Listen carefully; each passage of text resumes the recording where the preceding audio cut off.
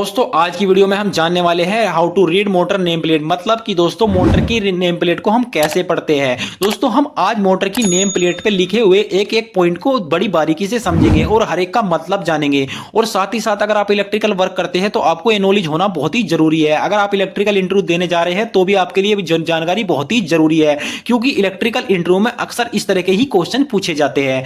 तो दोस्तों जो हमारे सामने एक मोटर की नेम प्लेट है, दोस्तों ये जो नेम प्लेट है एसी इंडक्शन मोटर की नेम प्लेट है। और दोस्तों ये जो सीमेंस कंपनी की नेम प्लेट है। तो बिना देर करे फटाफट हम इसके एक एक पॉइंट को बड़ी बारीकी से समझते हैं और एक एक का मतलब जानते हैं कि आखिर इन सब का क्या मतलब होता है। और दोस्तों जब हम मोटर के कनेक्शन करते हैं तो हमको किन किन बातों का ध्यान रखना चाहिए। तो बिना देर करे वीडियो शुरू कर लेते हैं। दोस्तों सबसे पहले बात करें हम ऑर्डर नंबर की। दोस्तों इस नंबर पर आप कांटेक्ट करके same to same motor order कर सकते हैं। मतलब कि दोस्तों अगर हमको सेम टू सेम मोटर चाहिए तो हम उसको मंगा सकते हैं। और साथ ही साथ अगर आपकी मोटर का कोई पार्ट खराब हो गया है तो आप मोटर का कोई भी पार्ट इस ऑर्डर नंबर के द्वारा मंगा सकते हैं।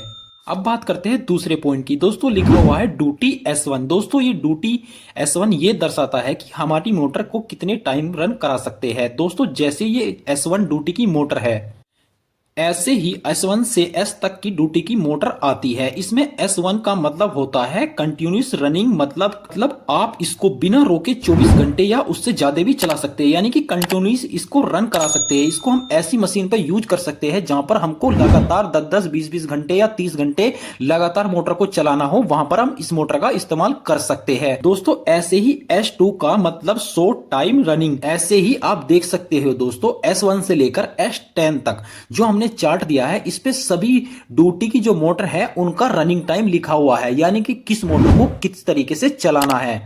अब अगले पॉइंट की बात करें तो दोस्तों किलोवाट और एचपी, यानी कि दोस्तों 30 हो गया किलोवाट और 40 हो गया एचपी। दोस्तों किलोवाट का मतलब होता है हमारी मोटर कितनी पावर इलेक्ट्रिसिटी का कंज्यूम करेगी। और दोस्तों एचपी का मतलब होता है कि हमको आउटपुट में हमारी मोटर कितने हॉर्स पावर यानी कितने घोड़ों की ताकत में काम करेगी। दोस्तों एचपी हाउस पावर होता है, यानी कि हमारी मोटर कितने घोड़ों के बराबर काम करेगी। तो दोस्तों इसमें 40 का मतलब होता है 40 घोड़ों के बराबर हमारी मोटर काम करेगी, यानी कि अगर इसको हम 30 किलोवाट इलेक्ट्रिसिटी देंगे तो ये हमको 40 घोड़ों की ताकत जितना काम करके देगी। अब नेक्स्ट पॉइंट की बात करें तो दोस्तों इस पे लिखा हुआ है एम्पियर एएमपी, और दोस्तों इसके आगे लिखा हुआ है 52। तो दोस्तों इसका मतलब तो आप जानते ही होंगे, हमारी motor maximum 52 ampere current use करेगी, यानी कि इसको जो करंट चाहिए होगा वो चाहिए होगा 52 एम्पियर। अब नेक्स्ट पॉइंट की बात करें तो लिखा हुआ है दोस्तों आरपीएम, और दोस्तों आरपीएम के आगे लिखा हुआ है 1500। तो दोस्तों इसका मतलब होता है रोटेशन पर मिनट या रेवोल्यूशन पर मिनट। मतलब हमारी मोटर 1 मिनट में इतने चक्कर घूमेगी। मतलब 1500 है तो 1 मिनट में 1500 चक्कर लगाएगी। अब नेक्स्ट पॉइंट की बात करें तो लिखा हुआ है दोस्तों फ्रेम 286T। दोस्तों ये दर्शाता है कि हमारी मोटर की माउंटिंग की डिजाइन किस प्रकार की है। आप इस फ्रेम के नंबर से सेम माउंटिंग की मोटर को ऑर्डर कर सकते हैं। तो दोस्तों ये बताता है फ्रेम कि हमारी माउंटिंग जो है मोटर की वो किस प्रकार की है। दोस्तों ये अलग अलग माउंटिंग के मोटर के अलग अलग नंबर होते हैं। जैसे हमारे 286 है, ऐसे ही अगर अदर टाइप की माउंटिंग की मोटर होगी तो उसका अदर नंबर रहता है। दोस्तों अगला पॉइंट है हमारा क्लास इंसुलेशन, और दोस्तों इसके आगे लिखा हुआ है F। तो दोस्तों ये दर्शाता है हमारी मोटर की वाइंडिंग का इंसुलेशन कितने डिग्री सेल्सियस टेम्परेचर झेल सकती है। दोस्तों ये जो क्लास होती है ये A, E, B, F, H, N, R, S और C। दोस्तों ये कई टाइप क्लास की हमारी मोटर आती है। जैसे दोस्तों ए क्लास की बात करें तो 105 डिग्री से लेकर 221 फ़ारेनहाइट टेम्परेचर को झेल सकती है। इसी तरीके से दोस्तों जी हमारी मोटर है ये क्या है एफ क्लास की है। तो दोस्तों 155 डिग्री सेल्सियस हमारी ये मोटर जो है दोस्तों टेम्परेचर झेल सकती है, यानी कि इसकी जो बाइंडिंग का जो टेम्परेचर झेल सकती है 155 डिग्री सेल्सियस तक। अगर इसकी बाइंडिंग गर्म हो जाती है तो भी हमारी मोटर को कोई इफेक्ट नहीं पड़ने वाला। अब नेक्स्ट पॉइंट की बात करें तो दोस्तों इस पे लिखा हुआ है IP55। दोस्तों IP का मतलब होता है इंग्रेस प्रोटेक्शन। दोस्तों जो इसमें 55 दिया गया है तो दोस्तों इसमें आपको 2 अंक देखने को मिल रहे हैं। जैसे दिया गया है 55, तो दोस्तों पहला जो 5 है उसका मतलब होता है धूल से सुरक्षा, यानी कि हम अपनी मोटर को ऐसी मशीन पर इस्तेमाल कर सकते हैं जिस मशीन पर धूल का कार्य होता है, यानी कि जहां पे धूल उठती है वहां पर इस मोटर का हम बड़ी आसानी से इस्तेमाल करते हैं। दोस्तों दूसरा 5 लिखा गया है, उसका मतलब होता है अगर हमारी मोटर पर थोड़ा बहुत पानी के छींटे भी आ जाते हैं तो भी हमारी मोटर को कोई नुकसान नहीं होने वाला, हम इसको बड़ी आसानी से रन करा सकते हैं। है। दोस्तों इसके लिए भी एक चार्ट होता है जो मैंने चार्ट नीचे लगाया गया है। दोस्तों चार्ट में आप देख सकते हैं एक तरफ जो दिया गया है वो सॉलिड से सुरक्षा के लिए दिया गया है कोड, जिसमें दिया गया है 3, 4, 5 और 6। और दोस्तों एक तरफ जो है लिक्विड से सुरक्षा यानी कि लिक्विड पदार्थ से सुरक्षा के लिए कोड दिए गए हैं 2, 3, 4, 5, 6, 7, 8। और साथ ही साथ इन सबके अंक के सामने लिखा हुआ है कि कौन से अंक का क्या मतलब है, यानी कि अगर 2 आएगा तो दोस्तों किस तरीके के हमको प्रोटेक्शन देगी। जैसे हमारा 55 है दोस्तों डस्ट, दोस्तों जिस तरीके से हमारा ये 55 लिखा गया है, हमारी जो मोटर है वो हमको डस्ट और दोस्तों वाटर से प्रोटेक्शन देगी।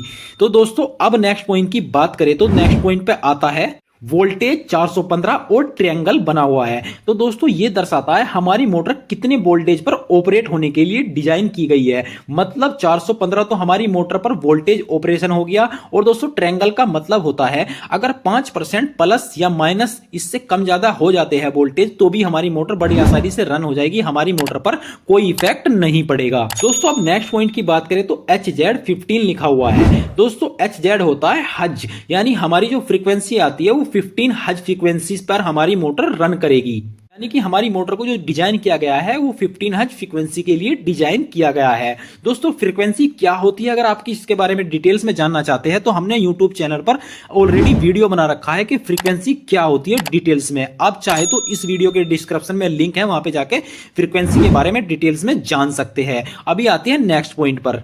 दोस्तों इस पे लिखा है EFF 86%। दोस्तों EFF का मतलब होता है एफिशिएंसी। एफिशिएंसी को हम जो मोटर हमको मैकेनिकल एनर्जी यानी कि मैकेनिकल एनर्जी आउटपुट में देती है ना दोस्तों, ये हमको कितनी देगी 86%। तो यह तो मतलब होता है इसका जैसे कोई हम अपनी मोटर को 100% इलेक्ट्रिसिटी जितनी उसको चाहिए उसको दे रहे हैं तो हमारी जो मोटर है दोस्तों हमको 86% मैकेनिकल एनर्जी हमको देगी। ये सभी मोटर का अलग अलग होता है, यानी कि मोटर पर डिपेंड करता है वो आउटपुट में कितनी एफिशिएंसी पर चल रहा है।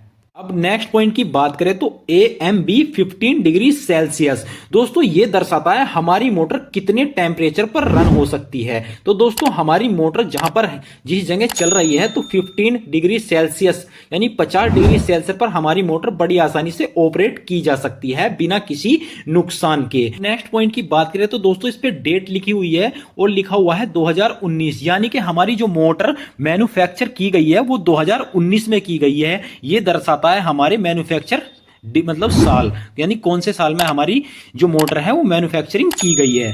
अब नेक्स्ट पॉइंट की बात करें तो दोस्तों इस पे लिखा हुआ है कूलिंग IC611। दोस्तों ये हमारी मोटर का कूलिंग टाइप दर्शाता है। मतलब जो हमारी मोटर चल रही है उसको कूलिंग करने के लिए यानी कि उसको ठंडा करने के लिए क्या लगा हुआ है, जैसे फैन लगा हुआ होता है। कुछ मोटर ऑयल टाइप यानी ऑयल के द्वारा कूल्ड की जाती है, जैसे IC6111 है तो दोस्तों फैन कूलिंग टाइप दर्शाता है। यानी कि हमारी जो मोटर है वो जो कूलिंग का जो उसमें सिस्टम दिया गया है उसको ठंडा करने के लिए जो दिया गया है वो है फैन, यानी कि उसके बैक साइड में एक फैन लगा होता है। तो दोस्तों ये होता है इसका मतलब। अब नेक्स्ट पॉइंट की बात करें तो नेक्स्ट पॉइंट पर लिखा हुआ है PH, इसके आगे लिखा हुआ है 3। ये दर्शाता है हमारी मोटर 3 फेज पर ऑपरेट होने वाली है। अगर ये PH1 होता है तो इसका मतलब हमारी मोटर सिंगल फेज पर रन होगी। अगर ये PH2 होता तो इसका मतलब हमारी मोटर जो रन होगी वो 2 फेज पर रन होगी। नेक्स्ट पॉइंट की बात करें तो दोस्तों इस पे लिखा हुआ है KVA और G। दोस्तों ये KVA का मतलब होता है किलो वोल्ट एम्पियर। G एक कोड है जो आप टेबल में देख सकते हैं। दोस्तों इस टेबल में ABCDEFGHJ, तो दोस्तों इन सब मोटर पर G है। तो दोस्तों इस मोटर पर G कोड दिया गया है। तो हमारी मोटर 5.6-6.29 प्रति HP लोग रोटर को दर्शाता है।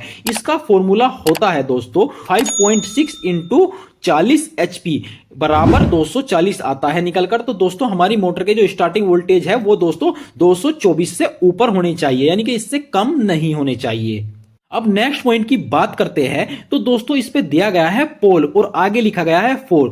तो दोस्तों ये हमारी मोटर के नंबर ऑफ पोल बताते हैं, यानी कि नंबर ऑफ पोल बता रहा है कितने हमारी मोटर के पोल है। दोस्तों हमारी मोटर की जो स्पीड है वो नंबर ऑफ पोल पर डिपेंड करती है। हमारी मोटर 2 पोल, 4 पोल, 6 पोल, 16 पोल की आती है। हमारी मोटर के पोल बढ़ते हैं वैसे ही हमारी मोटर की स्पीड कम हो जाती है, यानी कि हमारी मोटर की जो स्पीड डिपेंड करती है जो मतलब डिजाइन के टाइम जो स्पीड डिपेंड करती है वो डिपेंड करती है हमारे नंबर ऑफ पोल्स पर। वैसे दोस्तों अगर हम मोटर की स्पीड को कंट्रोल करते हैं तो उसके लिए वीएफडी का इस्तेमाल करते हैं, लेकिन जब डिजाइन करते वक्त हम मोटर के आरपीएम डिसाइड करते हैं तो वो नंबर ऑफ पोल के हिसाब से ही डिसाइड होते हैं मोटर के आरपीएम। हमारी मोटर के जितने कम पोल होंगे उतनी ज्यादा मोटर की हमारी स्पीड होगी। अब आते हैं नेक्स्ट पॉइंट पर। नेक्स्ट पॉइंट पर लिखा गया है दोस्तों सर्विस फैक्टर और इसके आगे लिखा गया है 1.15। दोस्तों ये दर्शाता है हम हमारी मोटर पर कितना लोड डाल सकते हैं। अगर ये 1.5 है तो इसका मतलब कुछ टाइम के लिए हम अपनी मोटर पर 15% एक्स्ट्रा लोड आ जाए तो हमारी मोटर पर कोई इफेक्ट नहीं पड़ेगा। कई मोटर पर आपको देखने के लिए मिलेगा ये 1.15 लिखा है, कई मोटर पर आपको सिर्फ 1 देखने को मिलेगा। तो दोस्तों उसका मतलब होता है कि हम अपनी मोटर पर उतना ही लोड डाल सकते हैं जितनी पावर की हमारी मोटर है। तो दोस्तों जो 1.5 लिखा हुआ है 1.15 लिखा हुआ है दोस्तों, हम 15% अगर एक्स्ट्रा लोड भी आ जाता है कुछ टाइम के लिए हमारी मोटर पर तो हमारी मोटर पर कोई इफेक्ट नहीं पड़ेगा। अब करते हैं नेक्स्ट पॉइंट पर। नेक्स्ट पॉइंट की बात दोस्तों SL यानी सीरियल नंबर लिखा हुआ है 2148। दोस्तों ये हमें हमारी मोटर का सीरियल नंबर है। इसकी मदद से हम हमारी मोटर पर अगर कोई भी वारंटी है हमारी मोटर की और हमारी मोटर में कोई भी प्रॉब्लम आ गई है तो दोस्तों हम इस नंबर पर कंप्लेन कर सकते हैं अपने मोटर की। और साथ ही साथ अगर हमको मोटर का कोई पार्ट चाहिए तो दोस्तों इस सीरियल नंबर के द्वारा हम मोटर का कोई भी पार्ट मंगा सकते हैं। अब नेक्स्ट पॉइंट की बात करें तो दोस्तों इस पे लिखा हुआ है PF 0.82। मतलब दोस्तों इसका मतलब PF का मतलब होता है पावर फैक्टर। ये हमारी मोटर की रिएक्टिव पावर और एक्टिव पावर के अनुपात का प्रतिशत होता है। मतलब ये हमारी वेस्ट पावर को प्रतिशत में दर्शाता है। जितनी पावर हमारी वेस्ट हो रही है उसको एक प्रतिशत में दर्शाता है पावर फैक्टर। अब नेक्स्ट पॉइंट की बात करें तो दोस्तों नेक्स्ट पॉइंट पे लिखा है वेट 140 kg। ये हमारी मोटर का टोटल वेट बताता है कितने केजी की हमारी मोटर का वजन है। अब नेक्स्ट पॉइंट की बात करें तो दोस्तों इस पे लिखा हुआ है ग्रीस यूनिरिक्स N-N3। ये हमारी मोटर के बैरिंग में लगाए गए ग्रीस की क्वालिटी बताता है। क्वालिटी दोस्तों किस क्वालिटी का हमारी मोटर में ग्रीस लगा हुआ है। दोस्तों नेक्स्ट पॉइंट लिखा हुआ है रिलूप हावर 5800। मतलब कि दोस्तों जब हमारी मोटर 5800 घंटे चल जाएगी तो उसके बाद हमको रिलूप करने पड़ेंगे इसके बैरिंग को, यानी कि इसकी बैरिंग की ग्रीसिंग की आवश्यकता हमको पड़ेगी। दोस्तों नेक्स्ट पॉइंट की बात करें तो इस पे लिखा हुआ है ग्रीस क्वांटिटी, यानी कि हमको अपने बैरिंग में ग्रीस की क्वांटिटी कितनी रखनी है। तो दोस्तों इस पे लिखा हुआ है DE 90 ग्राम, यानी कि जिस तरफ हम अपनी मोटर की पुली कसते हैं, यानी कि पुली जिस तरफ लगाएंगे मोटर पर उस तरफ के जो बैरिंग है उसमें 90 ग्राम आप ग्रीस लगाएंगे। और जो दोस्तों बैक साइड जिस तरफ हमारा फैन लगता है उस तरफ कितने 70 ग्राम हम ग्रीस लगाएंगे।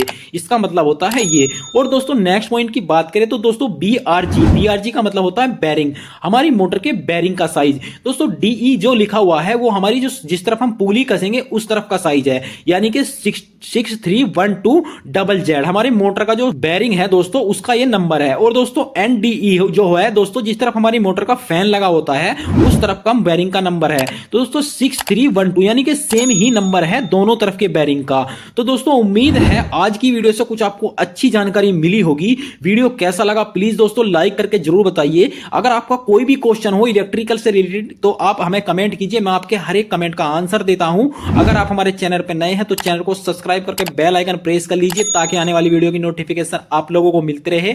आज की वीडियो में धन्यवाद, मिलते हैं अगली वीडियो में।